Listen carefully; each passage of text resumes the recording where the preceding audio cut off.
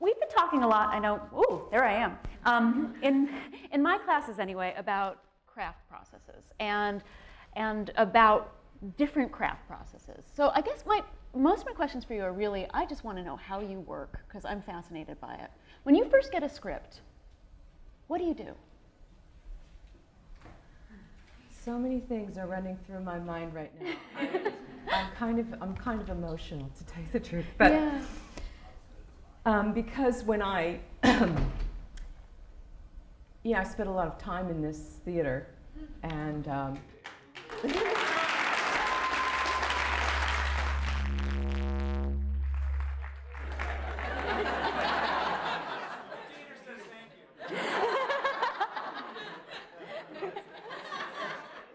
vibration. No, quite frankly, it is kind of emotional for me. And I want to talk about that question. If I may, I just also, by the way, if anybody needs to get up and leave, because I know you have you're very busy, you have your schedules to meet, I totally understand, I would not be offended. But I wanted to first say that the reason I feel kind of emotional coming here is because I was you. You know, I was sat where you're sitting, and one of the people that came and spoke when I was a student was Bill Ball.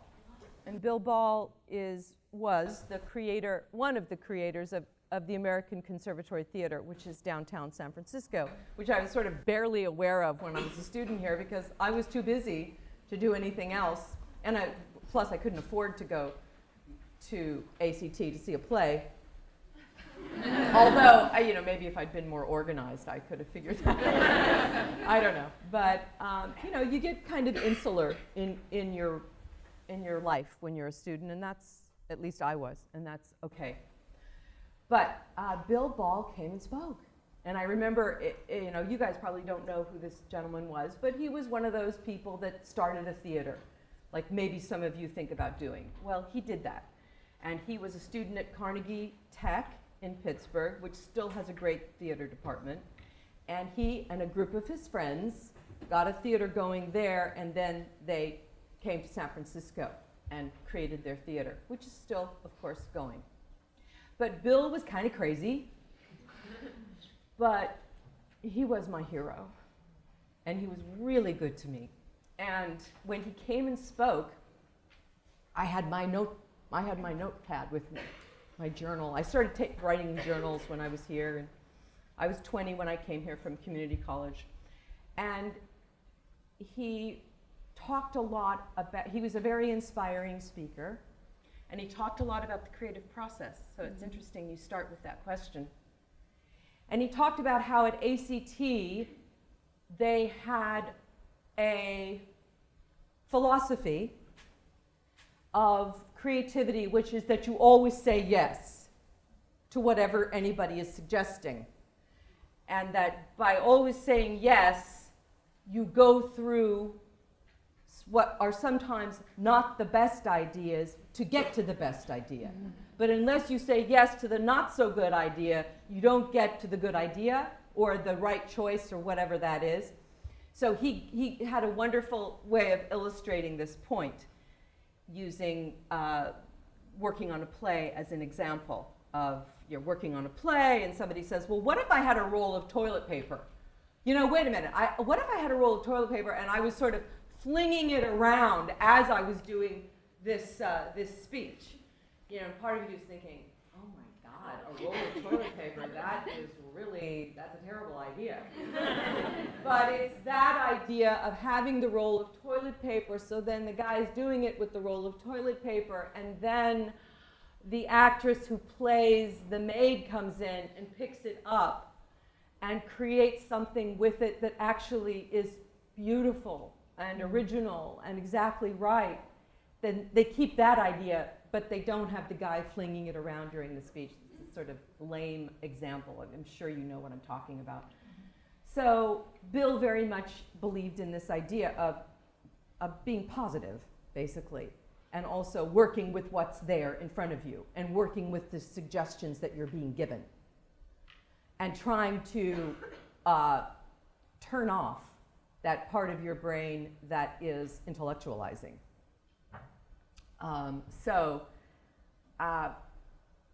When Bill died, which is some time ago now, I went to one of his funerals, one of his memorials, and I got my notebook out. Because I thought, oh wait, didn't I write something down from the first time I saw him? I eventually went to ACT and worked there, and he was my mentor and my teacher and my director. And so I got to know him. I was very close to him, and he was, as I said, very good to me, very generous to me. And so when I spoke at his memorial, I got my notebook out. I was like, I think I wrote down some things. And I did. I wrote down actually a series of words. I don't know why, but that's just what I ended up doing that particular day. And the word that kept coming up that Bill used was belief. You know, it's a business of, it's an art and business of belief. Believing in the imaginative story that you're telling, belief in yourself, belief in the value of doing what you're doing, in this case here, trying to make theater. And that takes a lot. It takes a lot to have that belief and to maintain it. Speaking from my age now, I'm 56, to stay invested, to stay believing in the purpose of it, because it's irrational. Really, when you think about it, it's sort of irrational. What are we doing here? You know, up here on this stage, pretending, doing plays from a long time ago, writing plays. Why are we doing what we're doing? And why does it mean so much to us? So Bill taught me a lot about the creative process, and I feel very grateful to him and for the time that I spent here at State. The question you asked, I remember an actress came here and spoke, and I remember I asked the very same question of her. That's funny that you asked that question, because I remember asking her, what do you, sitting out here raising my hand saying, what do you do when you first get a script? All of the basic script, well, first of all, you only get one first read of anything, even if it's a classic, even if it's Romeo and Juliet. You only get one innocent read where you're following the story in the way that you hope the audience will follow the story when you're trying to tell them that story. And I find that to be an incredibly important moment, because you're following it in the way that you're going to want to create it or recreate it.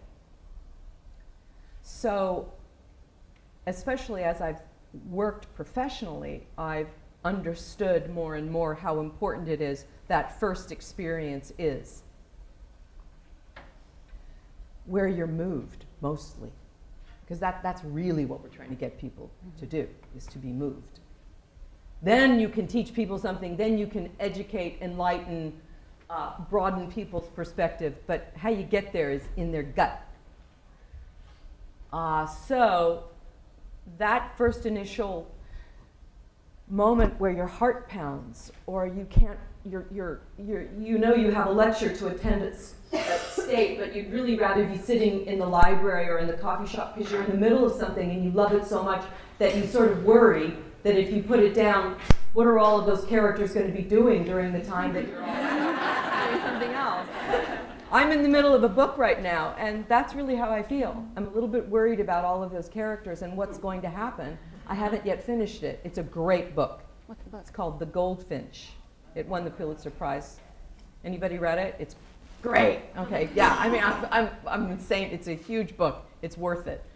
But so that sense of vibration and that sense of anticipation of being in the middle of a story is what our job is, to create that feeling among the audience.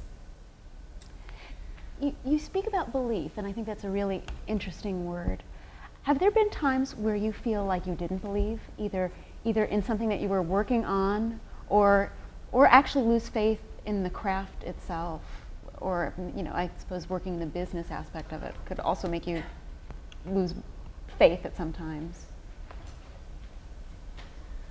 Well, let's see, losing faith in a particular project?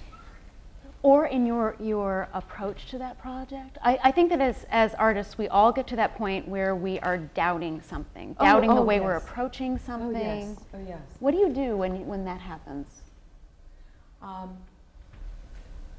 Doubt is something you just never get rid of. So don't even try. Just stop right now. Insecurity, forget it. You'll always have it. So in a way, I'm saying that to reassure you and to encourage you, not to discourage you. It's the opposite. It never goes away. And I think when I was younger, I used to think, oh, well, there'll be some point in the future. Not that I really formulated this clearly in my own head, but I think unconsciously I thought, sometime in the future, I won't have the jitters. I won't be afraid that I'm either not very good, or phony, or too big, or too small, or not liked by so-and-so, or just not very good. You know, all of the fears. Or that in the moment, I won't have it. Because of course, as an actor, it's all about, in the moment, are you there? It's not about, you know, sure, you can sit in rehearsal, and then you can sit beforehand in the dressing room, and, you know, or wherever you are dreaming it up. But it's all about, okay, go, now. That moment. So I used to think, yeah, there's some point where I'll just be like, oh yeah, I know what I'm doing now. It's okay. Done, got it taken care of. It just doesn't, creativity doesn't work that way. When you have that moment where you're on stage and you're aware that it's not there for you, what do you do? Or on the set? Yeah. Well, of course, in front of a camera, it's different because, of course, you can, I mean, not that you really can, but I mean, you can conceivably say, I'm sorry, can we stop? Because that was really terrible. Generally, they don't want you to do that because the director wants to be able to say, cut. Not that I have any hostility about that. Well, yeah, it is a craft. And so the craft is something that you're all building and studying. And all of the studying and the reading and the thinking about what other people have done before you and what they're writing about in their books and people like me coming and speaking, it all gets in there, and it just, none of it's a waste of time. And it all comes in and it becomes part of your workbook. And there is a craft, thank goodness, that we learn. And when we learn the craft, then we go back to it in times of trouble. You want to work from your instinct. That's always what they tell you, right? Trust your instincts. And well, it's true. And we all want to work from that part of ourselves because that's the best part of ourselves. Stanislavski said he was creating who was the father of modern acting, basically, said, I'm creating a conscious way to the unconscious. So the unconscious is the goal. That's where you want to be working from. But of course, there's 10 million reasons why, including having an intellect and a mind and a chattering brain, that lead you away from that. So you want to develop ways with your conscious mind to feed your unconscious, so that when you're working, you're free, and you're not thinking. When you're in rehearsal, you are, and when you're building something in your mind, you are. But then, as a performer, eventually you want to get to a place of all you're doing is breathing, and your mind is clear. I mean, that's like an ideal, right? We never quite get there, maybe once or twice, and that's why we do what we do. Because we have a few moments of that kind of utter ecstasy and freedom that we then go back and look for a lot. But so what you do is you go back to the basics. What do I want? What's in the way of what do I want? and what am I doing to get it? Actions, objectives, and obstacles. Obstacles are really good. Give yourself, and I'm talking acting terms now. What do I want? I want to make him love me. What do? I cajole him. I berate him. I charm him. I throttle him. What's in the way of what I want? I'm afraid he'll reject me. Inner obstacles, I have a stomach ache. I have to pee. I have a headache. Those are physical things you can use. They're very useful. I just came from, I haven't eaten all day. You can give yourself all kinds of physical conditions. This is all imaginative, right? This is all, I'm making this up. You make these things up for yourself. Where was I just before I came in this door, in this scene that I'm playing in right now? What can I imagine that puts me in a better place in the moment? And then so when you run into trouble, when you feel awkward, you feel you're not relaxed, you're not able to really listen to what the other person's saying to you, you're not able to receive, that's when you go back to the simple things of, wait a minute, what do I want? What am I trying to do? What am I trying to get? What am I doing to get it? What's in the way of me getting what I want? And you give yourself all of this, and of course what you're basically doing is creating a big problem for yourself. And that I mean in a positive way. You're creating a dramatic problem. So if it's one way of thinking about it as an actor is that it's like you're creating a hole that you need to fill. So because you want to come in a state of dis-ease to a degree. I mean, this is me. I'm sure that there are other ways of talking about acting, but you're not coming in to the situation you're in because everything's fine. That's not what drama is about. Drama is about having a problem a dramatic problem that you're trying to solve. So there's an ache that the characters usually have, some sort of thing that they're trying to get in order to be well. Having a chance to practice this kind of stuff in scenes and in productions here is very useful, so that when you come up against those moments of not knowing what to do, you have somewhere to go. And learning physically how to handle your own body. I mean, and I just met a movement teacher. He was moving down the hall. He was going to his class. So you take dance and you take athletics and you take yoga and you take, mainly because it's important to remember to breathe. It really comes down, that sounds so simplistic, but actually you'll often notice, I notice for myself, in moments of nervousness, I'm not breathing. Of course, we all have to breathe or we would pass out and die, but we're not. You watch baseball? One of my favorite things about watching baseball, you watch a pitcher, you see them do that almost every time before a pitch. You can tell it's built into their discipline. It's built into their process of throwing a pitch. And we have to learn the same things. And because we are, sorry, I'm not wired. I was thinking I couldn't stand up because I was wired, but my mic's here. So, on the stage, we have to be able to move. We have to be able to, it's an athletic job.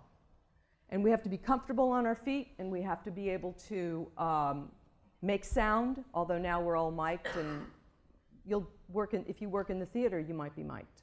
There's a lot more mics going on because sound is so much better than it used to be, too. And they amplify the edges of the stages now. You'll notice if you go to professional productions in order to be heard. But you do have to make volume. So how do you make, what's volume? Volume is a lot of air going out quickly. And the better capacity you have, the better you understand your own physiology, the better you are at making sound and not hurting your voice. So what training methods helped you with that, either at ACT or here? It sounds like when you describe your acting process, it sounds like a Stanislavski-based process.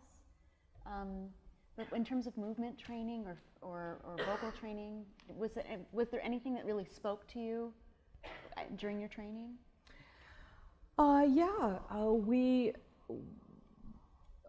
Yes. Or anything that didn't?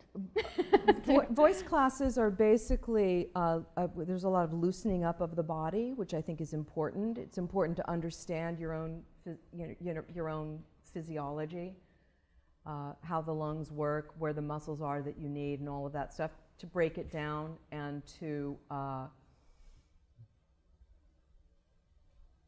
yeah, I mean, we did a lot of yoga, we did a lot of stretching, and then we did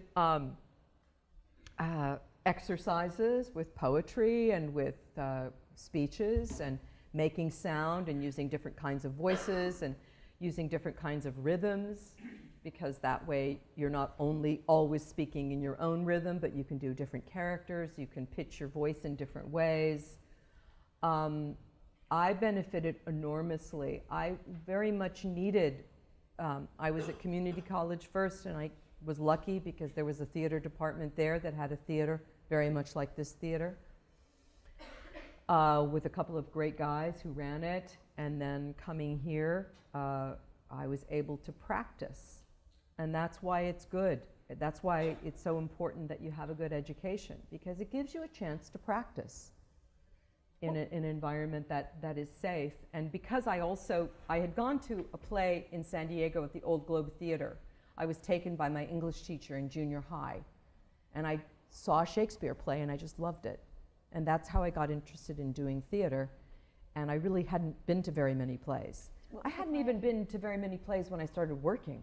What was the play? Do you remember? Yes, they were doing Merchant of Venice and Two Gentlemen of Verona. And what about that production made you go, I gotta do this?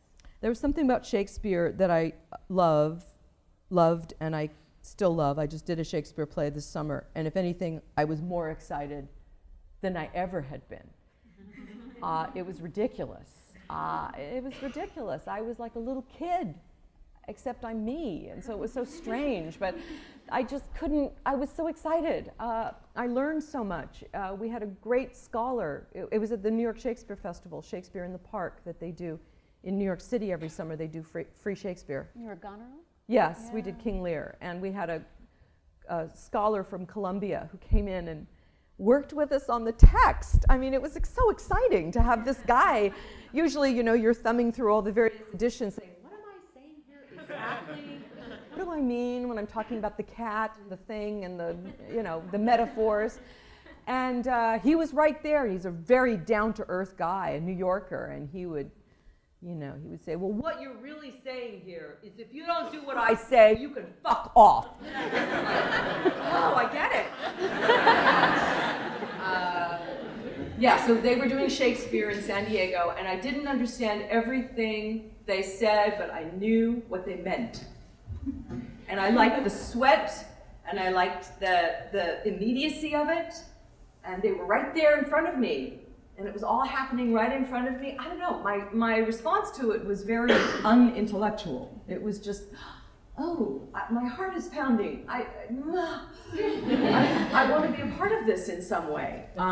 So that was, and I had a really good high school acting teacher who was a little crazy. Most of the really good teachers, I'm realizing, they're all a little crazy. I know that doesn't speak to anyone in this room, or to me, so just to be clear about that. No, it's like there's a, so I was very encouraged by that. And like I said, I mean, my community college, I am so grateful to these two gentlemen who ran this theater department in this little community college. And I've known them my whole life. One of them is still alive, and they meant so much to me. Because they were like me. They were like crazy and really into it and really cared and wanted to teach and pass along.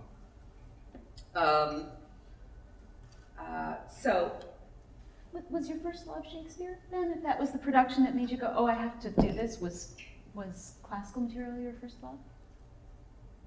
Or was it just, did it just sort of spark an excitement about theater in general? I think the reason that classical theater to me is so important, and it's not the only thing I like to do, because I also love to do movies and I love to do new plays. But what the classical theater has is intellectual heft. You know, you're working inside the brain of a great person, a great thinker. And so there's so much to aspire to. When I was working on King Lear this summer, when I was backstage listening, I liked it almost as much as being on the stage. Because I would just listen to it, and I just found it so endlessly interesting. What did you discover about that play? Because there's so much in Lear to discover as you were listening, and also, well, I have a lot of questions about Lear. But as you were backstage and listening to this language, what did you discover that you hadn't known about the play before? Monster ingratitude. Ooh. Which is one of the things he says. I was talking to to someone about this yesterday. As a parent, see, I have 4 children, 22, 20, 17, and 14. That's a whole other story. But yet, of course, it's not. It's all the same thing. It's all mixed together. You know, it's not like work is here, relationships are here, family is here. It's all one big, for me, chaotic, beautiful thing. I used to not understand that. Now I do understand that. So I have 4 children, okay? So doing King Lear as a middle-aged woman with 4 children, the ages they are, when Lear says, monster ingratitude, I thought, oh, I understand that now. Because I was playing his daughter, I'm playing one of the terrible daughters who's a complete murderer, which is so much fun. So at one point, I'm saying to him, you know, he divides up the kingdom. He gets really mad at the youngest daughter, Cordelia. She's banished. The 2 other daughters are left, Goneril and Regan. And he says, okay, what I'm going to do is you 2 split up the kingdom, and you're in charge of your areas, and I'm going to go back and forth. So I'm going to spend a month with you and a month with you. And I'm going to bring along 100 knights, because I'm the king and I can do that. So he comes to my house, and I say, you know, this isn't working. The 100 knights, it's a mess. They're fighting, they've got prostitutes, they're drinking, it's madness. And I have a lot of servants. Why don't you just let them help you out? And he says, you're ungrateful. And then I thought, oh, I get it. Because, of course, I've now experienced this moment as a parent. You should be so grateful to me. I gave birth to you. I gave you everything. So you have to be nice to me. You know, and we have a normal, healthy family, and I have great kids. But this is what happens. It happens to all of us. We have those moments, and then they pass. Now, in King Lear, they don't pass. Just so you know, it doesn't go well. It ends very badly.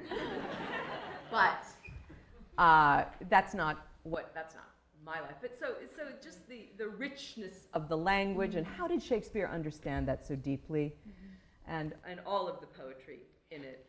How did you play a character like Goneril without judging her? We always talk in class about don't judge your character. Yeah. Goneril doesn't think she's so horrible. She thinks she's pretty swell. Knowing that she's not, and also having that perspective as a parent and, you know, and the utter subjectivity is a joy in acting. You don't have to be objective. You don't have to be rational. The character is not, and you don't have to be. You are their biggest advocate. You could give a speech for 3 hours based on their point of view of life and what they need, and why it makes perfect sense to kill your younger sister. Actually, both of them is what I ended up killing both of them. But, you know, I had my reasons. And actually, of course, as I'm sure you all know, if you study people, this is what we're all like. We all have our reasons, right? And that's your job. That's your job, and it doesn't matter how you get there. It doesn't matter what you do to create those reasons, however irrational they are, because by the way, secrets are incredibly important. You don't have to tell anyone. If it works for you, use it, whatever that is. And we all have our reasons to do what we do, and we all have our secrets. And those are very valuable when you think about your own personal secrets. Characters, they all have their secrets, you know. So the classical theater, the intellectual size that you have to possibly reach for, combined with incredible emotional content. That's what gets me about the theater, is the marriage of those two things. Because you can stand and give a speech about Shakespeare and be interesting because Shakespeare is so fascinating. But if you can go and watch a good production, that's going to be more valuable than anything because it's going to hit you somewhere in your gut. And of course, that's very challenging to do. First of all, it's challenging to be understood, right? Because it's a language of another period. So you have to know what you're talking about, and you have to be very clear about it, and then you have to find a way to communicate it. Tell me about your Lady M. I know you played Lady M at ACT. Yes. Tell me about how you approached her. I'm just fascinated, because that's one of those problematic roles for me, and how you get a handle on her. Well, I was a new company member, and there was another actress who was supposed to play, she's talking about Lady Macbeth, and somebody else was supposed to play the part who was older and more experienced, but then she dropped out for some reason. So then the director called me and said, would you play it? Are you kidding? Yes. Remember, you always say yes. And so he said yes. I said yes, and then he said, oh, and I have an idea. What if she were pregnant? What if she were pregnant? And I thought, yes! Whether that was a good idea or not, I don't know, but I did. I said, of course. I was like, yes, okay, sure. What an interesting idea. So yes, I did it. I never saw it, so I don't know how it was. How did her being pregnant change things for you? Well, of course, choice. Now I had never been pregnant at that point. Now yeah. I've been pregnant a number of times, and so now I know what it's like. Was she visibly pregnant? I think it's not a bad idea, actually, that she's pregnant. Was she, yeah, was she, yeah, of course, visibly, okay. or else it wouldn't matter, because then nobody else would know, because you can't like put it in the footnotes. I didn't know if it By the way, my interpretation is that she's pregnant.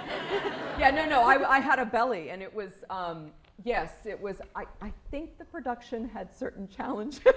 It's a really hard play. It's the shortest of the tragedies, I think, and it's a very hard play to get right. But the poetry is so beautiful, and the two characters are so compelling that it's done all the time. And I just saw a really interesting production of it. But it's not a play that's easy to make work, whatever that means. What was your choice about why she did what she did? What was your choice about that? About why she pushed him? Do you remember? Why she pushed him? Yeah. Ambition, power.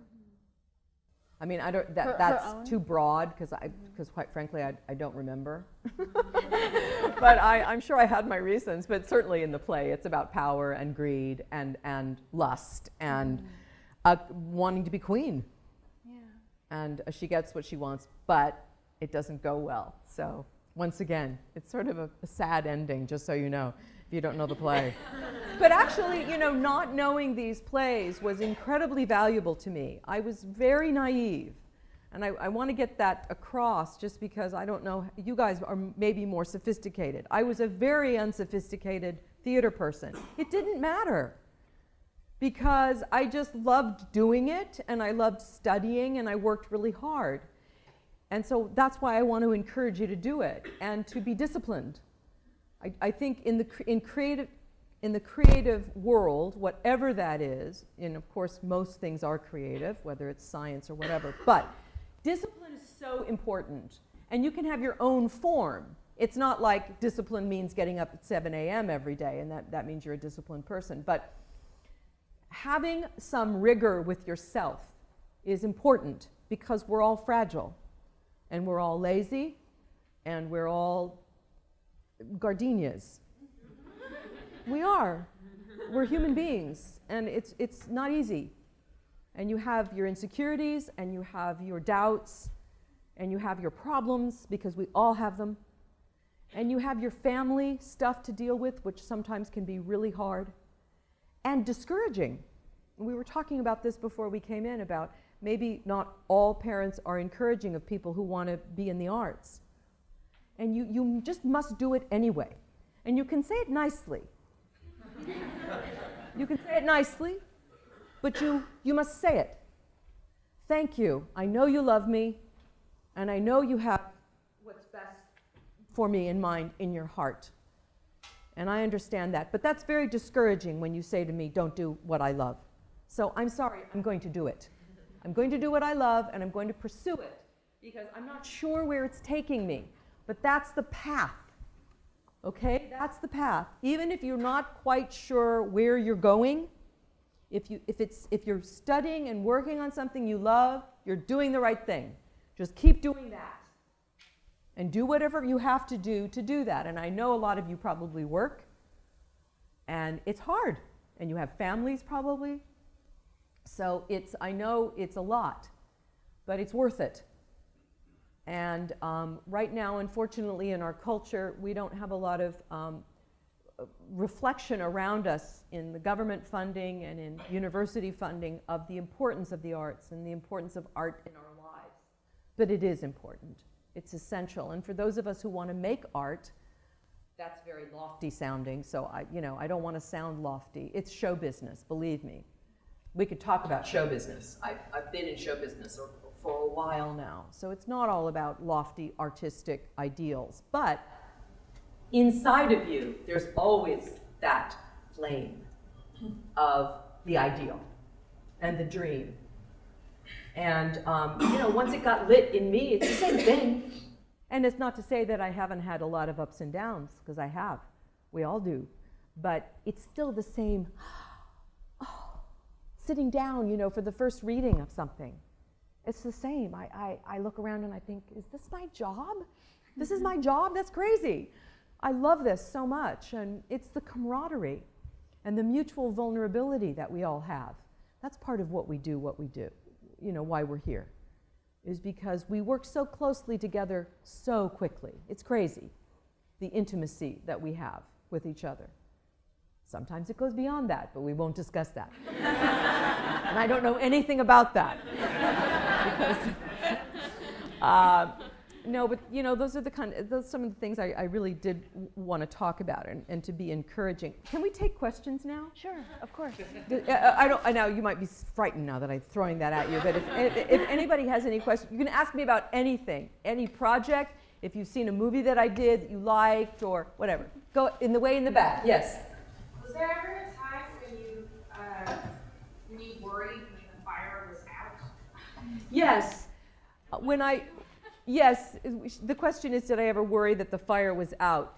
Yes, very much so. And for me, the first time it happened was when I wanted to have a baby and wanted to get pregnant. And I was, for a while, this is a long time ago now, for a while I didn't think about working at all, which for me had never happened to me. And of course, now in retrospect, I realize what a blessing that is. What a blessing that is to be completely pulled out of it for a period of time. And for those of us who are pregnant and having children, some of you will have children, but you don't have to be pregnant. But actually, I like being pregnant. But for men, it's a different thing. But for us, it's a physiological reality. So, but I always wanted children. Ever since I was really little, I was one of those little kids that wanted children. I don't know why. I was the youngest of 4, and I always wanted a little brother or a little sister, and I didn't have one. So I don't know if that was part of it. But I always loved little kids and babies, and I'm still that way. So I wanted to have children.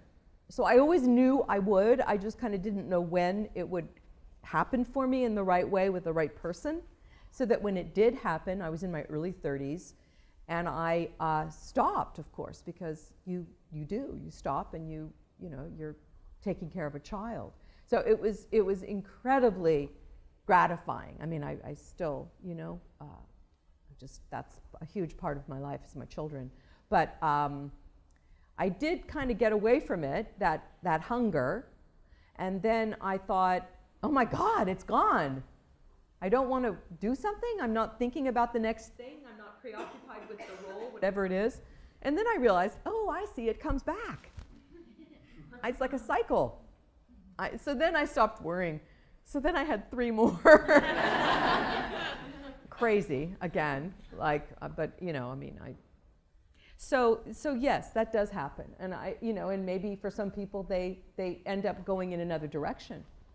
Perhaps if you're losing interest in something, it's because you need to pick up on something else.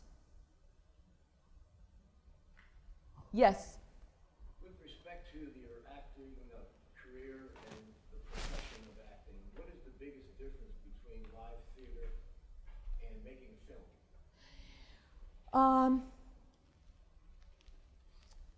Well, one thing is financial. It's very hard to make a living just doing plays. You can do it, but it's hard. And so film pays more. So there's that way of talking about it. From an acting standpoint, should I talk about that maybe? Yes. Okay. I never had a class with a camera. I had no idea sort of what it meant to act in front of a camera. It was the only thing I sort of heard was, you'll be too big. If you're a theater actor and you go in front of a camera, be smaller, do less. Well, when you think about it, that's terrible. That's negative. Do less. That does, you're taught to have positive objectives, right? To try to get something into. So I had never been in front of a camera. I did a few seasons at ACT, and then I went to the Denver Center Theater Company, where there's a professional theater, and I was doing a season there, and there was a television movie that came through town, and they were casting local actors to play small parts in this television movie. It was called The Manhunt for Claude Dallas. And Matt Salinger was the star, and I was the girl he met in the bar. And so we went, and I got the part. So then I got to join SAG. I think I did one commercial, and then you can join the union. So I got into the union. I was in this. So we were shooting this scene in the bar, and he comes up and we're chatting. And I remember we did the scene. We practiced it, rehearsed it, and they decide where to put the cameras, and then we did it. And then they said, okay, we're done. Okay, everybody, you can go out now. And I thought, wow, that's so fast. It's like, we're done? This is weird. This is how much I knew. I think about it now. I think, God, it's a miracle that I got through it. So then they brought us back in and said, we're doing it again. I thought, oh, we're doing it again. Because, of course, they had done a wide shot. And now they were doing a medium shot. I didn't know that that's how it worked. Generally, when you're shooting a scene, they start out with a wide shot, and they put the camera back further so they can see the whole situation. Like, for instance, if they were shooting this, they would have a camera somewhere where they could see all of us, and we would do it. And then we would stop and go back and do it again, and they might do a 2-shot. They would put the camera over there. Most of you wouldn't even have to be here. They would say, okay, you guys can all leave. The camera's pointing in this direction. It's the 2 of us. It's a medium shot. And then they would probably do a single. 1 on me, 1 on you. Then they might even do a single that's my whole body, and then they might do a single that's a close-up. Okay, so that's how cameras work. Obviously, it's not rocket science. I mean, you can learn it, but I didn't know that. So they said, okay, we're going to do it again. And they put the camera closer, and I thought, oh, I see. We're doing it again, and now, but we have to do the same thing. And so if I'm sitting there and my elbow is on the chair like this in the scene, when I did it in the wide shot, I sort of have to do kind of that in order to match it. when they're going to cut from the wide shot to the medium shot. So what I'm basically saying is I went into it knowing nothing. I went to New York. I started doing plays in New York. I was cast in a television pilot.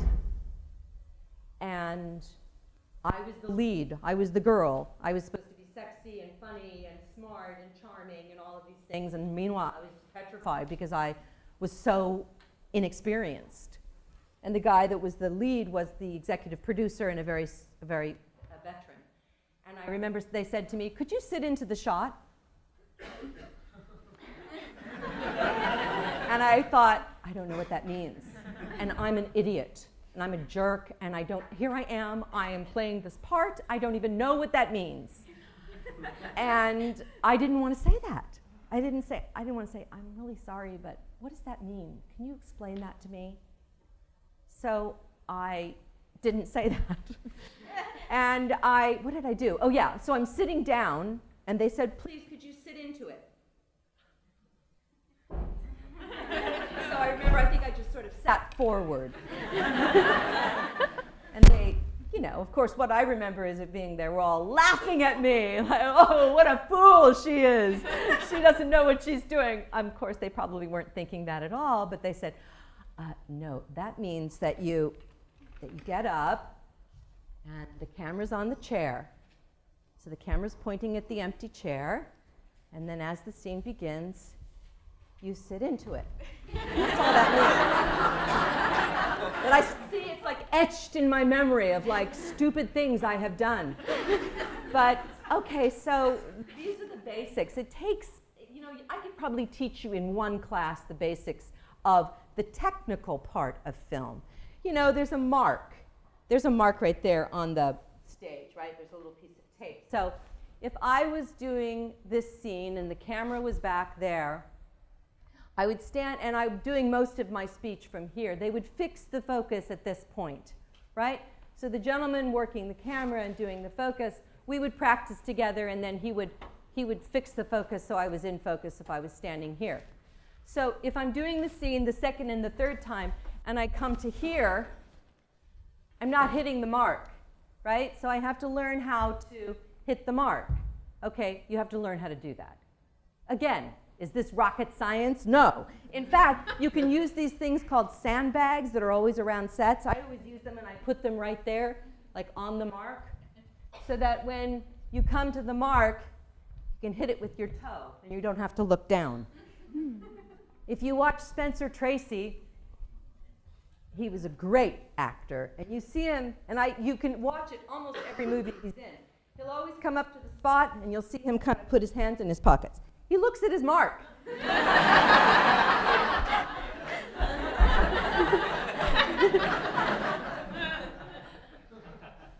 If you've studied acting, then what gets you to the important stuff, which is, of course, the work once you get to the mark, then it's not that different. That's my view.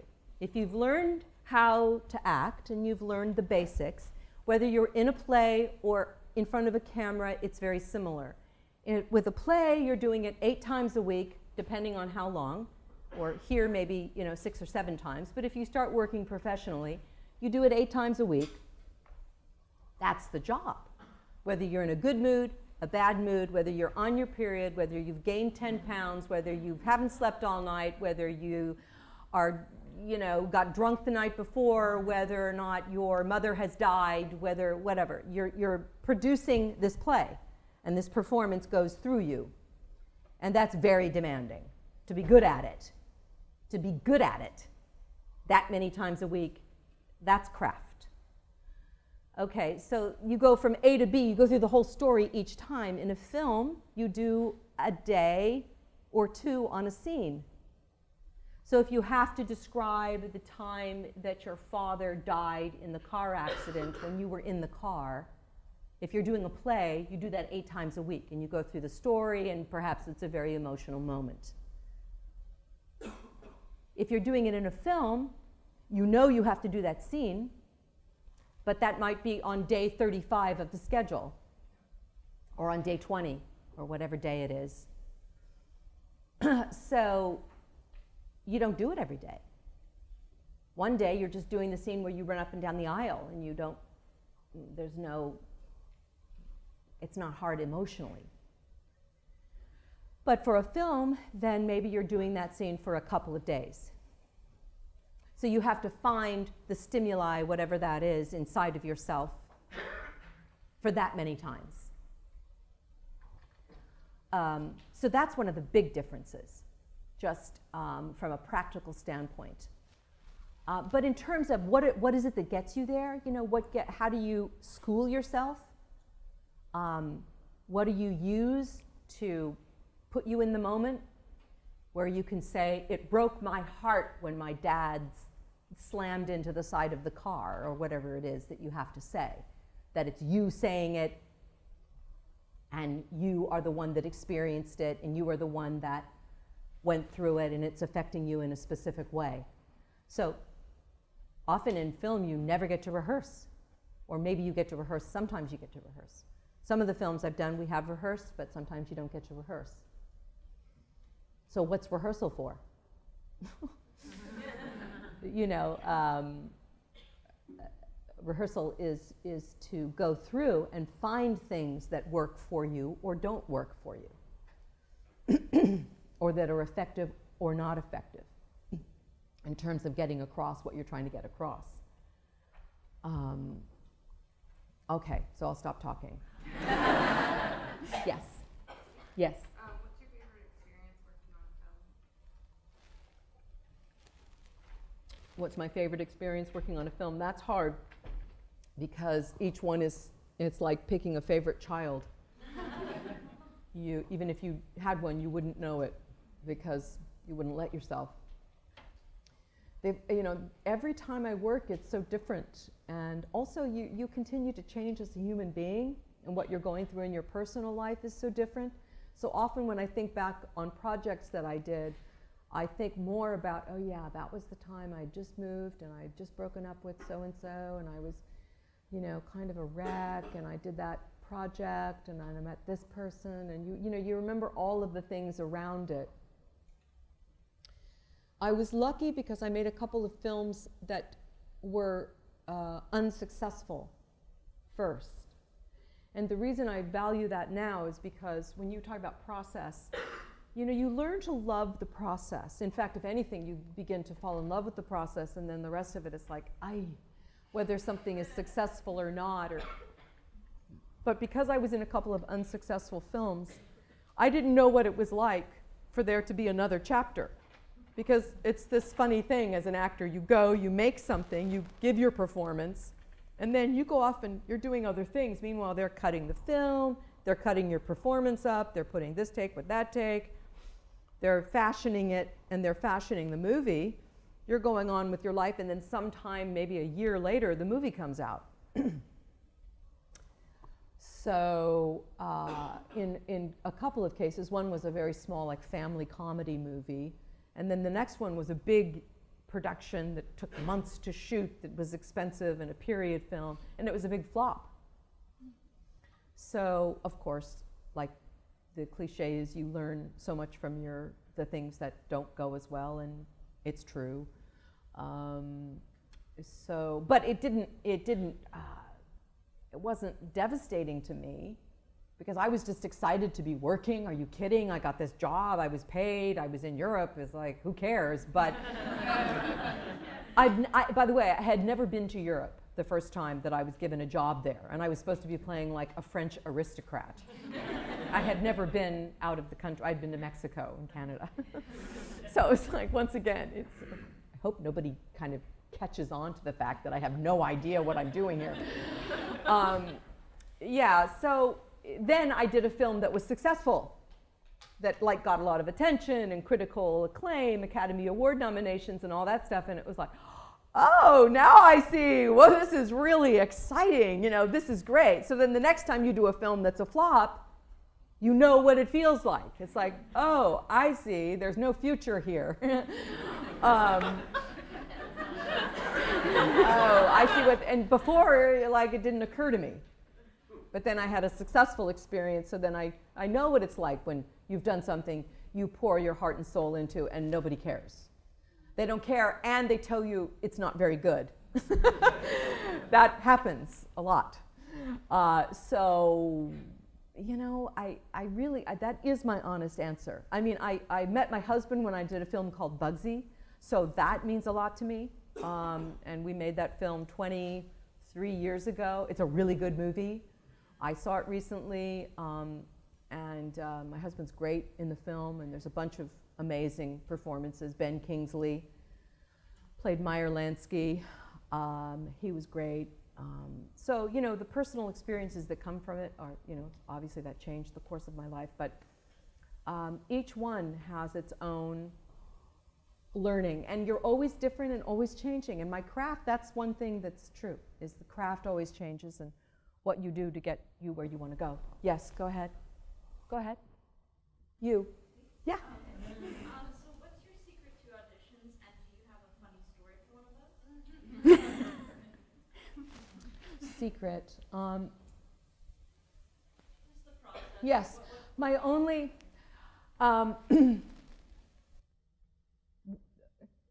so anxiety and insecurity and fear are just, you know, they walk in the door with you and all of that. So finding a way to assuage it and to ameliorate it is the key. You're not going to make it go away, so you don't go there. Just go in, oh yeah, I'm afraid. Well, that's normal. I'm scared. That's normal. But I know how to breathe because I learned how to do that. And I've been working on this. So what I did for myself in the middle of auditions and the middle of the process of auditioning is I worked on the part like it was mine. So you just continue to work on it. That's the only way I could get my brain to be quiet. Okay, let me see. Where was I right before this? Okay, I'm walking into the room. I'm having this. You know, whatever the audition, whatever is going on in the scene. Where was I right before this? What do I? Oh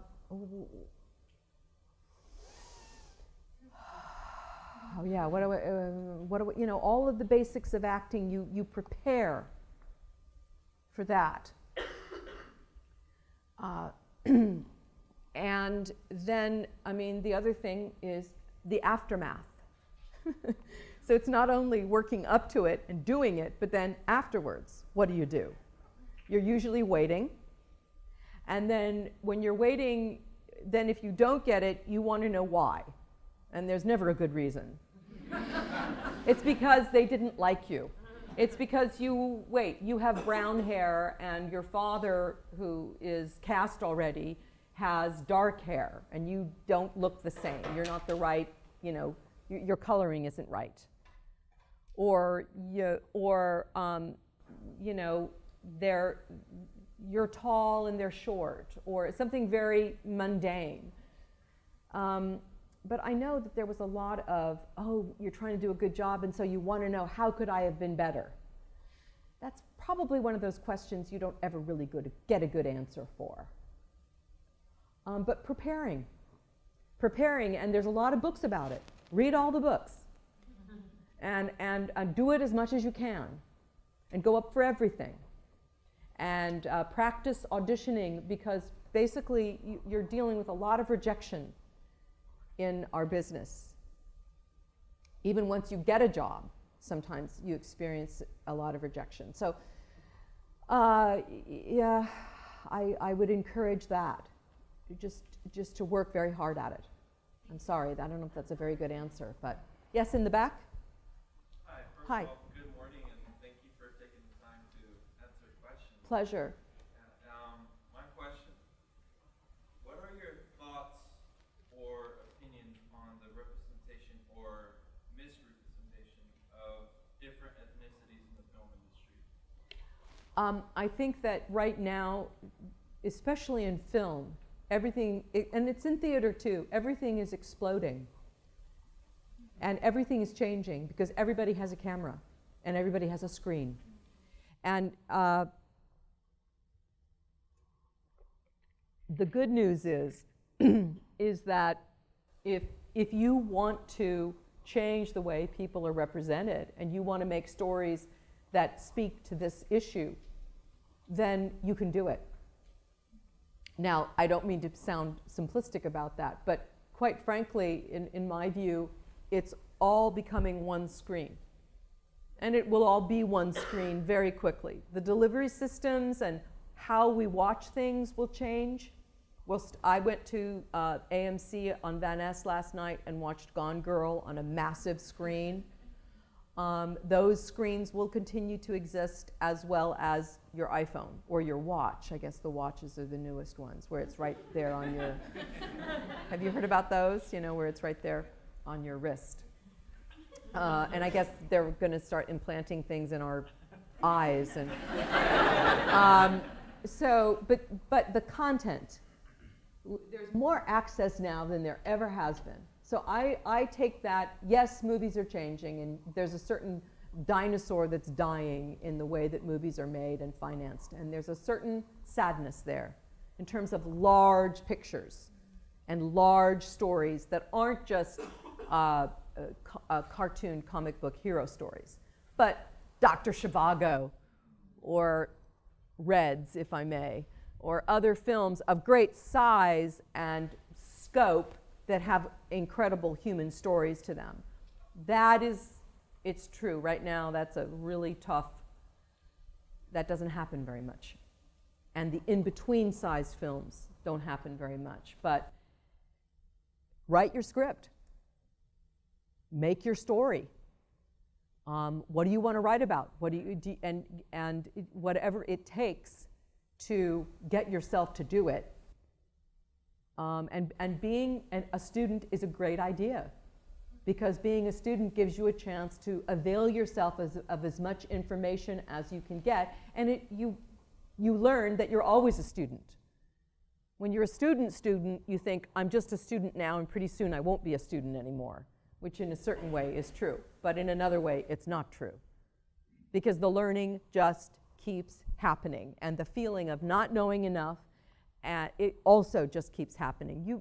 I consider myself a little bit of a veteran now, so I can say that. It took me a long time to understand that. But you have to just start doing it. And it makes a big difference when you say, I've done this thing, can I show you this? Rather than, I have this idea. But you know, a lot of people get things made because they have an idea. I mean, I have people coming to me with ideas and saying, I don't know what this is, but I have this character, and maybe we could make a TV series out of this character, and she's sort of like that woman who you... And so I encourage you. I think that the dollar drives show business. So the dollar is ruthless. And there's a lot of prejudice in the country, and there's a lot of people who control financing that don't have the imagination to make stories about everybody. So you have to change that. There's nobody, you know, if you feel that way, then put yourself out there. Yes? Well, selecting roles now is, a lot of it is the schedule. Like they say to me, we're interested in doing this thing. And I say, oh, I would love to do that. When are you shooting it? Just happened to me this fall. There was a picture actually that they had been trying to get financing for years, and they had asked me to do years ago. And I would have done it in a minute. I was dying to do it. But it didn't work with my family's schedule, because I can't be away. I've got kids at home. What am I going to do? It's so, like in that case, I didn't do it because of that. But then there have been a lot of blessings that have come from that too. When there was a picture that wanted to shoot in New York in the summer that I did. And I thought, great, it's summer, I can go. See, the kids are busy, and I can like work out their schedules. So that one's at camp, and that one's going to that thing, and and I'll juggle it, and then I can kind of get in there, and that one can come with me because I'm still young, and I'll work it all out. And then I remember this one particular summer, and I remember turning to my son and saying, so what are you thinking of doing this summer? Because I was thinking, I've got to work this schedule out, right? Because I wanted to film, and where is he going to be? And I remember him saying, you know, I'm not really sure. And part of me was like, you have to decide. But I didn't want to say that. Because he's a little kid, or he wasn't that little, but he was a kid, and he was little enough where that's appropriate. He didn't know, and he shouldn't have to know in this particular scenario. So I just said, oh. And I called the people back, and I said, I'm really sorry. I can't be in New York this summer. I thought I could. I can't, because my schedule doesn't work that way. If you can shoot it in LA, I'm here. I can do it. But I'm sorry. And if you can't, I understand. But if you can bring it to LA, I can do it. We shot it in LA. It worked out that time, but it doesn't always work out. So that time it worked out. So a lot of my choices are based on, really, they're all based right now on, like, and the Shakespeare that I did this summer, it fit in perfectly in the summer. It was like 4 weeks of rehearsal, 5 weeks for the week of tech, 4 weeks of performance. It was perfect. And I thought, because I've been dying to get back to New York to do a play, and so I did it. It worked out. Yes, I don't want to, yes, in the back. Yeah, apropos toilet paper and the trash in the back. Yeah. What else can you say about props? Are you a prop person?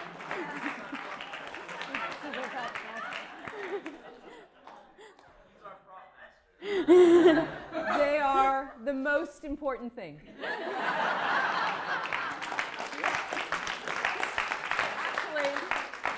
Actually, I'm not really kidding.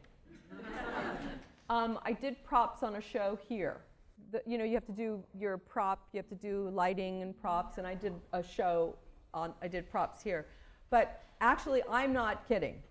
Okay, one of the terms they use in acting is secondary activity. I don't know if they still use that, but it's like, what are you doing at the same time that you're acting the scene? I don't really have, oh, okay, let me see here. I wrote some things down. Okay, so I can rip this up.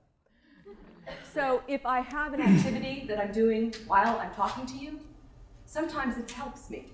I don't know why, but it just does. And if I decide that in this scene, instead of just talking to you like this, which I could be doing, and not moving, and just looking at you, I could actually be doing something. Because sometimes having what they call a secondary activity helps me. Why? I don't know, but it does. It helps me break up my rhythm. Okay, so props they're your friend. They give you something to do with your hands. I know, I mean, I love props. I use them all the time. Because you're here, just walking around doing the scene, and sometimes, of course, you really shouldn't have anything in your hands. But most of the time, I have something in my hands because it helps me, it relaxes me. And sometimes it can really help because if you're doing something while you're talking, which is what we do in life, we don't stop and not do things. We don't stop and we're not just still. We're always doing things. And it's one of the things that Uta Hagen taught and Stanislavski taught, they all taught it, which is learning how to, and it also relaxes you, learning how to handle things while you're working, and sometimes taking a pause.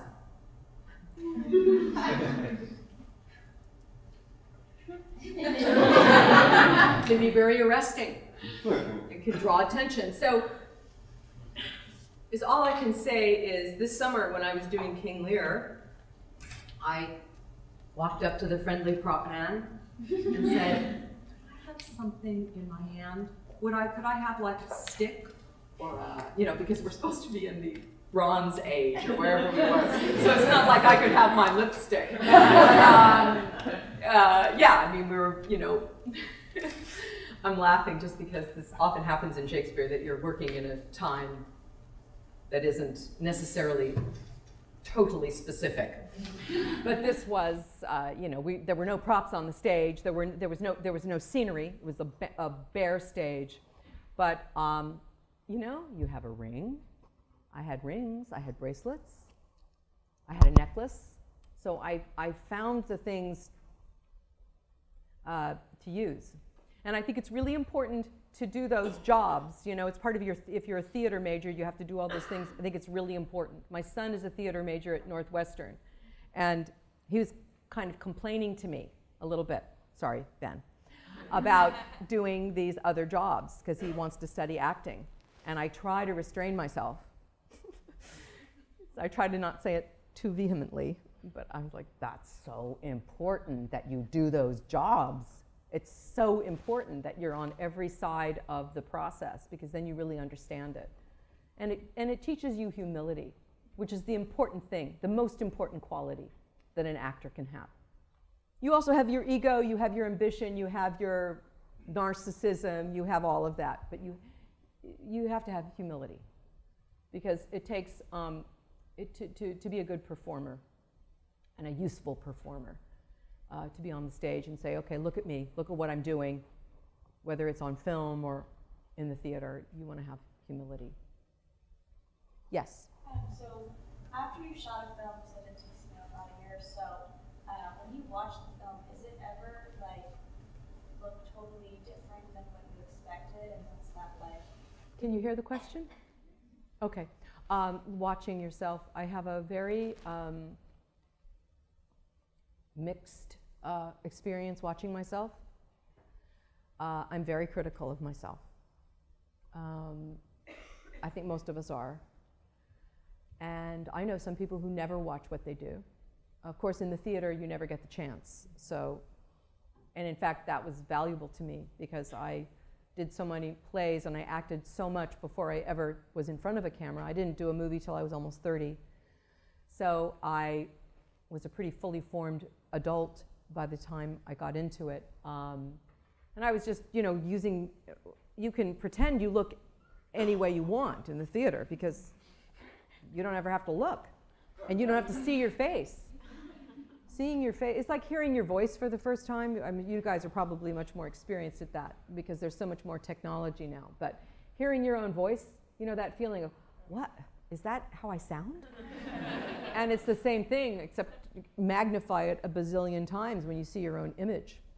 Oh, that's what my face looks like? Oh my God. When I'm crying or when I'm this or I'm that or listening or whatever it is. Or aging. So you have to find a way to do it because you can learn a lot from watching yourself. I mean, I still wrestle with it sometimes, but you know, there are times I watch myself and I think, wow, that was good. So I have had that experience of like, oh, that worked out okay. Especially as time goes on and I see something I did a long time ago, because then I begin to really forget. Yeah, I forgot that, you know, all the circumstances around it, which is generally what you're thinking about when you see something that nobody else would ever think about. Oh, that was the day that I was sitting outside the set and they called me and they weren't ready, and then they were ready and I was tired or whatever, or I had just had some crisis in my life. Or, you know, those things go through your head when you're watching. But as time goes on, I've forgotten. So I watch something and I think, I have no idea what I was doing that day. That scene was pretty good. But I'm also very critical, and sometimes I really cringe.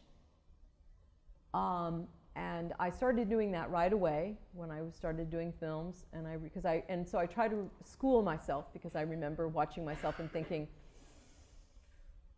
and then it was a very big success. And people liked the performance. So you have to learn to live with a certain amount of discontent with yourself. Once again, it's that theme of, you know, learning how to cope, and that's just more of a, I mean, that applies to life, right? So I certainly don't want to presume to speak on a larger level, but I can certainly speak on a personal level in terms of the craft of acting, that you are confronted with this mental chatter. And the mind, all of our minds chatter at us endlessly. So what are the techniques that you use to get down into the smarter, or up into the smarter, or more, the larger part of yourself, let's say? And what are the techniques that you use?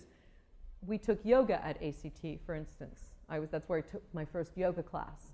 Yoga, and that's if we could just take that word and whatever that means. I mean, there are certain ways that you can move your body that quiet your mind.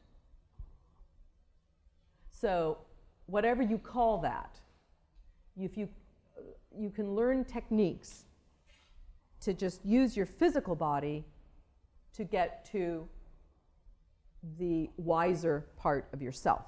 And that's basically how yoga was originally sort of conceived, was to quiet the modifications of the mind in order to be able to be focused. And that's another way of dealing with fear and anxiety. Oh yes, of course, I remember I was about to go and do a scene in a film, and I was very nervous. And it's terrifying. There's like this many people work on a movie. And then they all say, quiet, quiet, okay, everybody quiet. Everybody sit down, please don't move, don't make any sound. Okay, are you ready? And they say, okay, quiet, okay, rolling, okay, action, go. That's scary. Because you can't say, I'm really sorry, I'm having a bad day, everybody. Can we just not spend $100,000 today and do this another day? Because I'm not feeling it, So the fear comes. So I guess what I'm trying to describe is a moment where I'm sitting there, they're doing my hair, they're doing your makeup, and you got to go in and do it.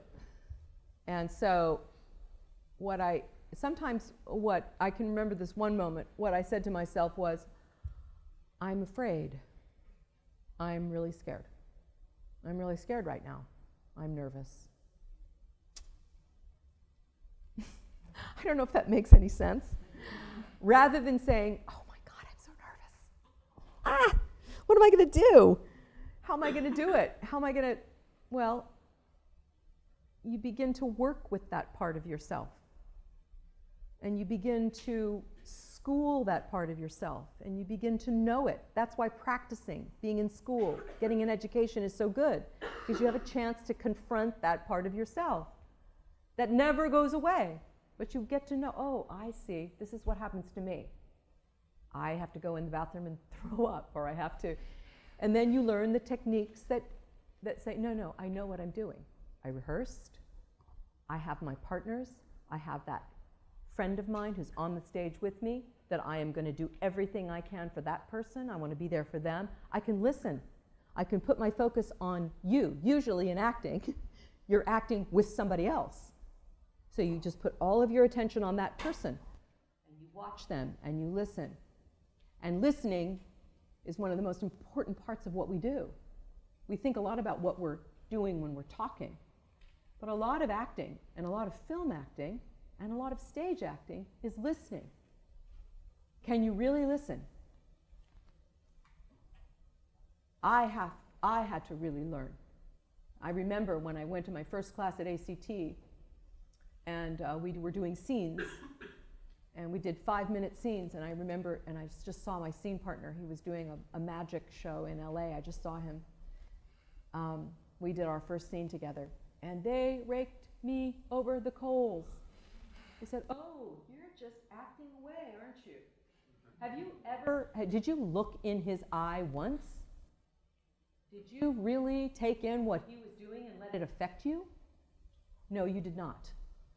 And of course they were right. I was really hurt, but they were right. So that's another way to get out of yourself and out of your fear and out of your chattering mind is, oh, wait a minute, what's he doing? Oh, that's different than what he did yesterday, and letting it affect you. Yes? Has there ever been a time where you just could not find a project you were interested in? That maybe you were being too picky or what happened, but what did you do about that? Did I ever find a time when I couldn't find a project? Because this is question that I think relates to life in general, which is a huge part of what we're all doing. You know, we have our jobs, we have our lives. We have our boyfriends and our girlfriends and our husbands and wives and children. And for me, you know, I know a few people who don't, who are single, who, or maybe they were married and they got divorced and they haven't gotten remarried. But most of us have our lives that we're involved in and nurturing that. And some of us are lucky enough to be married, or some of us are lucky enough not to be married, depending on how you look at it. I've been both. But there is the larger context of your life. And as an artist, and whether you're an artist that works in biochemistry or you're an artist that works in the theater, investing in and understanding and getting into your own relationships and what that means for you is part of the picture. And it informs the way you work, it informs the way that you approach a project, and it's messy. It's always messy. And that's part of being a human being. So when you have invested in other people, my own experience is that gives you freedom. And I used to kind of think maybe it would be the opposite, that having responsibilities would sort of weigh you down in life. But I found, especially because maybe it's because of the field that I'm in, and it's so, because we're actors and it's our body and it's, you know, we do what, we use ourselves to do what we do like a singer would, that you can become very self-focused. And that's the cliche about actors, right? But the great actors aren't. Some of them are. And we all have our narcissism, and we all have our, you know, our lives that we're carrying around with us as we go through and as we progress. But I really believe in cultivating relationships. You know, and again, I mean, that may mean that you move to Seattle with your boyfriend, or that may mean you have a baby, or that may mean that you do something big, like, I don't know. I believe in making big choices, like I feel like moving to New York, or I feel like moving to Melbourne, or I'm going to go off on this trip. I'm going to go work in Central America. Or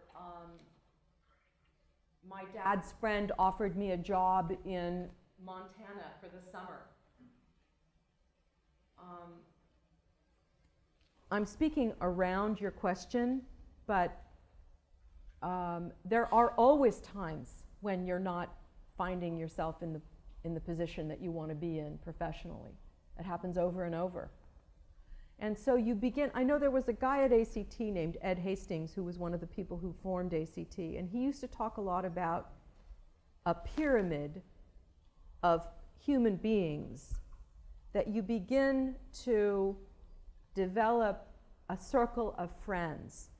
And his was like if you picture a pyramid upside down and you're at the base, and that as you go through your life and you're in the middle of it right now, you're building this circle of people that are around you, that are your colleagues and your friends, and in some cases, you know, your lovers, your boyfriends, your girlfriends, your husbands and wives. And as life goes on, this just continues to expand.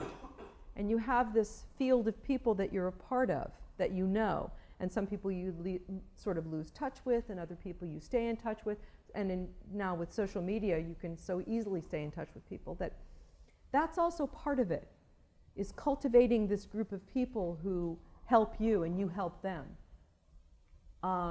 So that when you're in a place of looking for a project and wanting to find something that means something to you, like your question about making stories, you know, that you cultivate relationships with people that you can call up and say, you know, I've got this idea.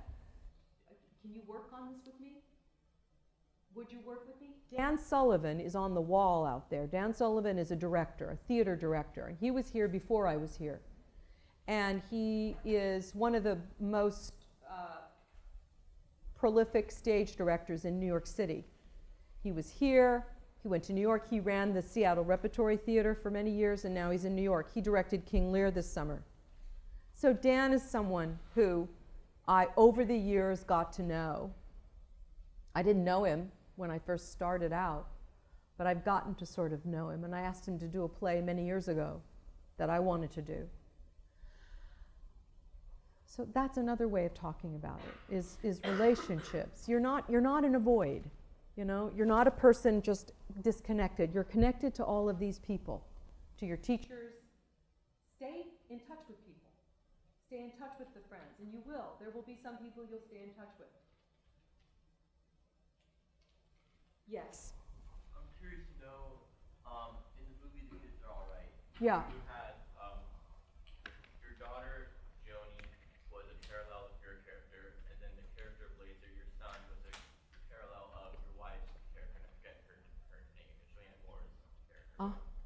I'm curious to know what sort of work you guys did to develop those sort of similarities, where I could really see in the character of Joni your sort of career orientation and your sort of sense of responsibility, and in Laser you could sort of see his sort of free, willing, sort of just do whatever he wants, sort of, you know, young teenage boy sort of thing. Do you guys do any sort of private work together, or I just skipped the question there? No.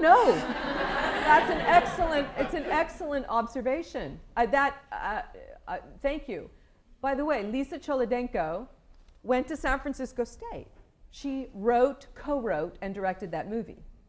So shout out to Lisa. She's another person I have to contact. There's all these people now I want to contact having been here. But Lisa became a very good friend of mine. She lives near where I live. So she co-wrote it with a guy, a friend of hers, Stuart Blumberg. So they wrote it. They couldn't get it made forever.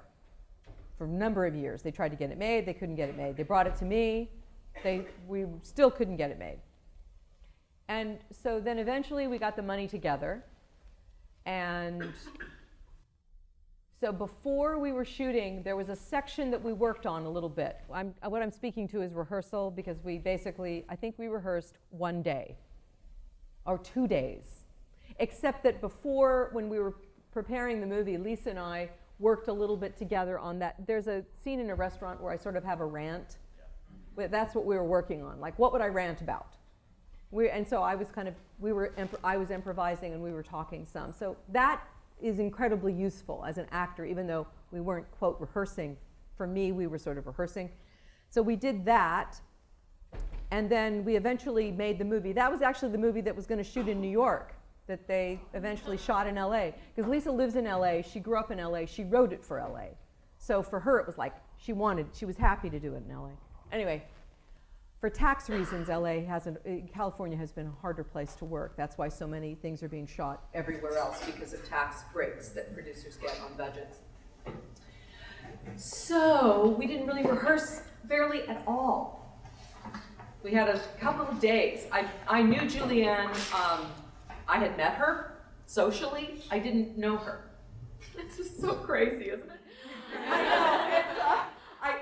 And believe me, when I first started out, I did a few films where we rehearsed and a few where people didn't believe in rehearsing. And I thought, when I was starting, I thought, well, what do I know?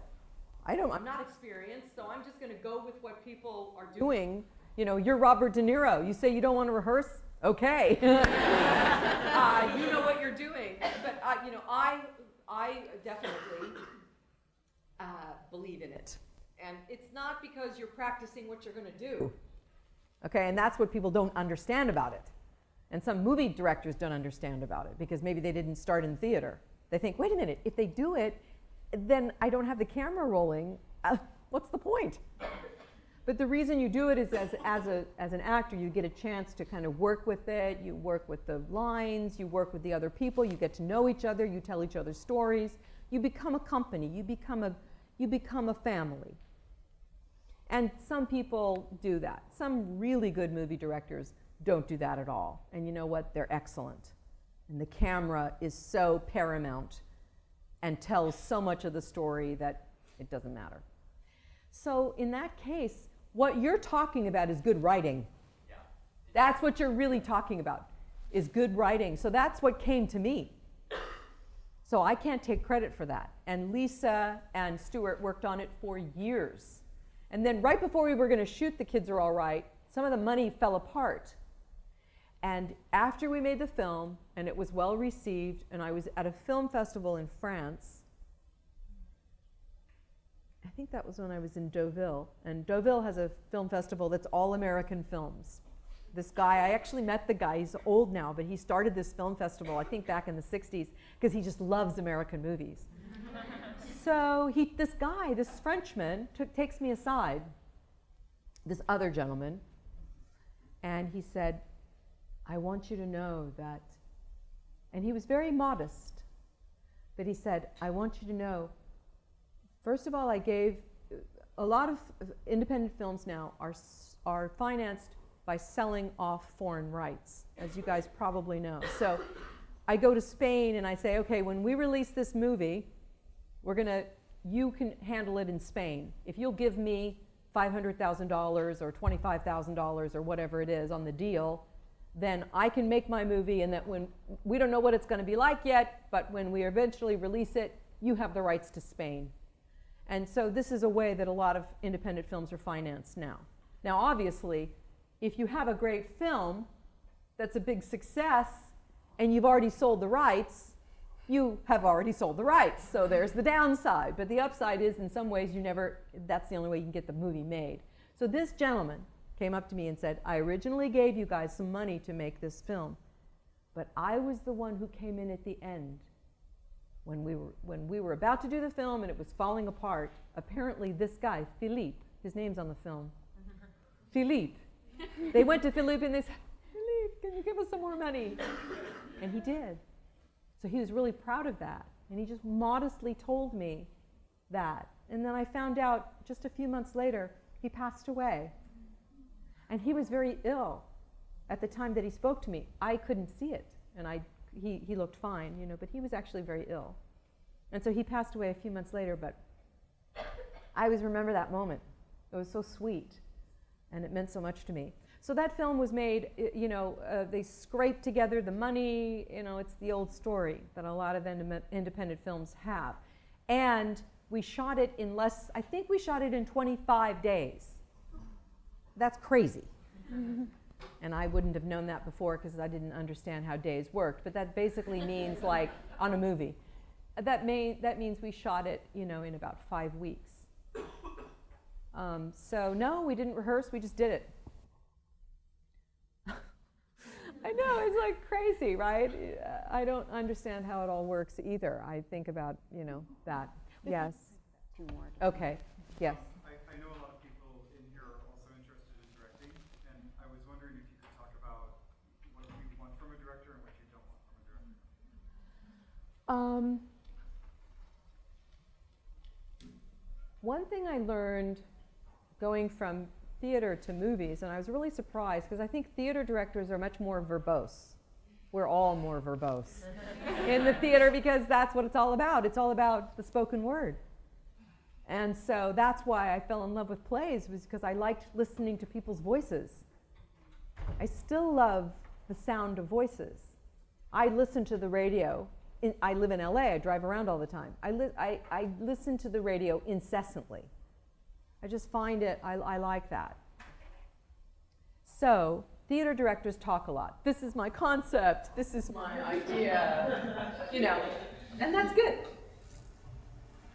And when I first started doing films, I was really surprised that a lot of the really famous people that I was working with, who were really well known and like legendary, they didn't say very much. I was kind of surprised. I thought, aren't you going to launch into your concept? And, you know.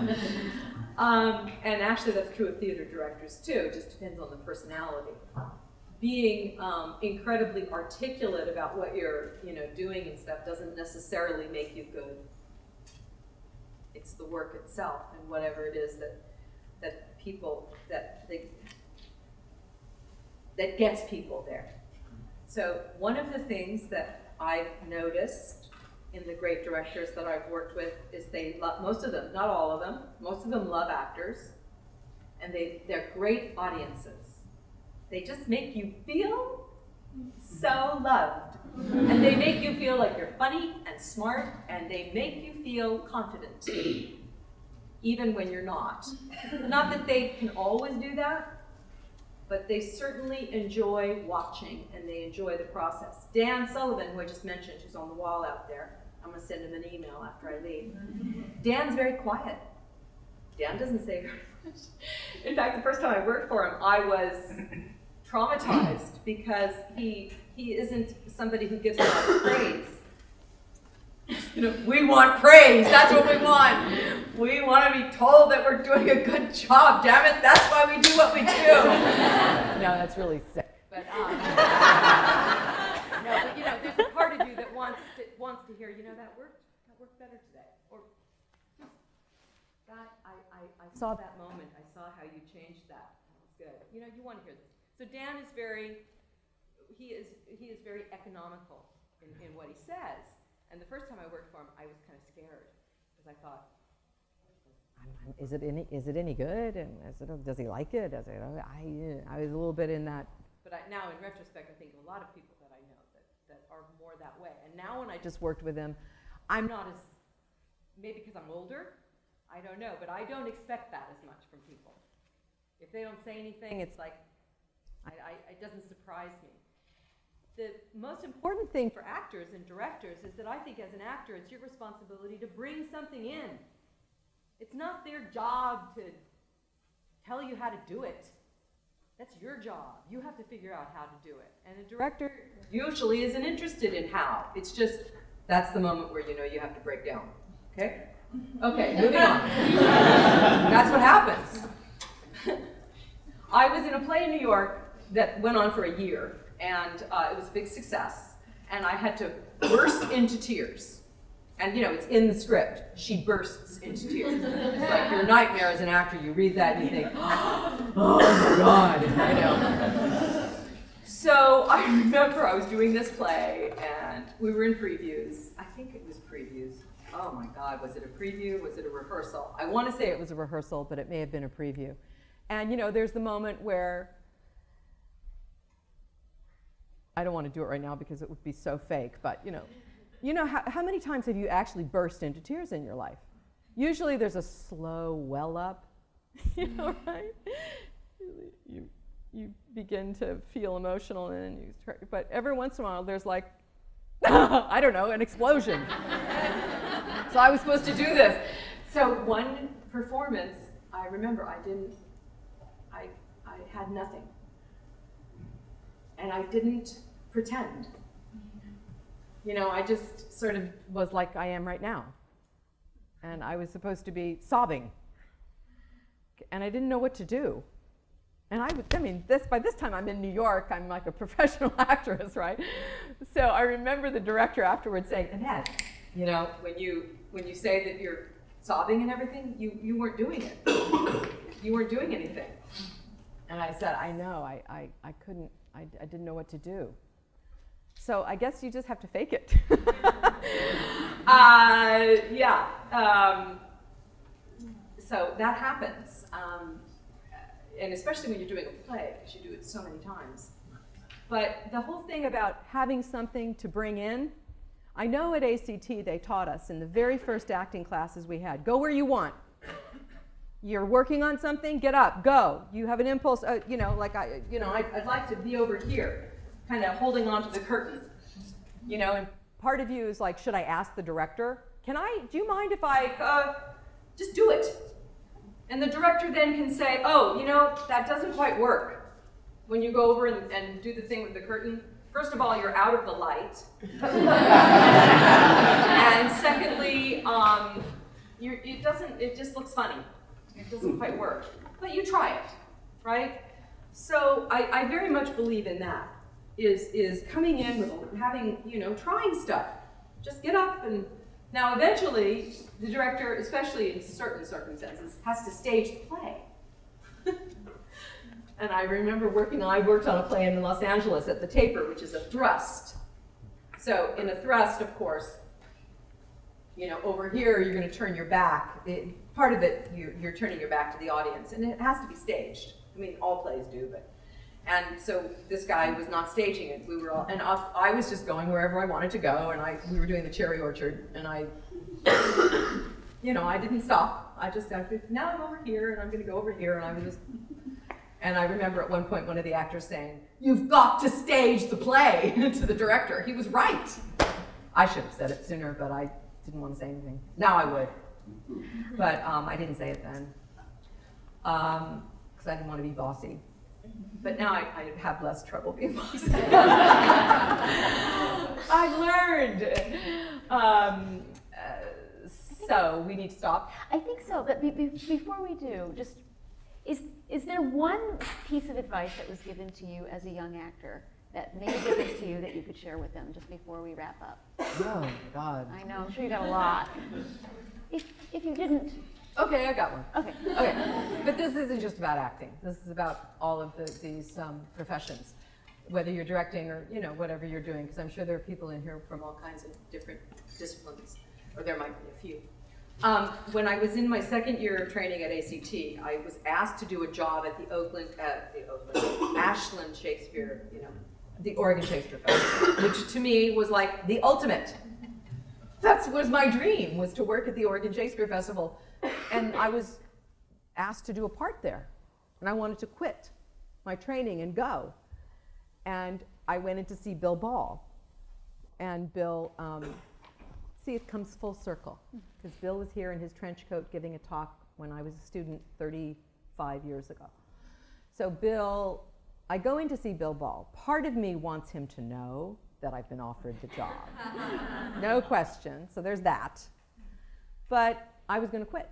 And he said something about the long arc of life, like an arrow, like you shoot an arrow, and there's a long arc. And sometimes when you're in the middle of it, you lose sight of that. That there's a long trajectory of life. And we all, I certainly do, get caught up in the moment, caught up in the situation that I'm in the moment. And we all have to make choices constantly about what we're going to do or not do, where we're going to move or not move, where we're going to finish our degree or not, or stay here or transfer, or, you know, life is all of these choices constantly bombarding us.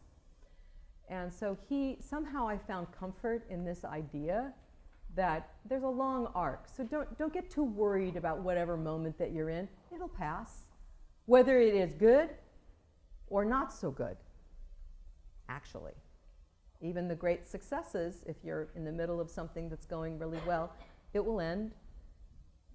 And if you're in the middle of something that feels like it's really not going very well, or it's a class that you're really bored by, or you think a teacher is incompetent, or whatever those things are that happen to all of us, don't worry. It'll end, and you'll be on to something else. So if you just keep following what interests you, and that was the only other thing that popped into my head about like one little piece of advice, because John Huston, who was a great film director, and if you don't know who he was, then look him up, but he was one of the greats. And somebody said to him, what piece of advice would you give? And what do you want to maintain in your creativity? And he said, to stay interested. And of course, that's very beautiful, especially as you get older. It's a little bit easier when you're younger, but as you get older, life gets complicated, and sometimes it's not as easy to stay interested. But that's what John Huston said, so I'll leave you with that. Thank you.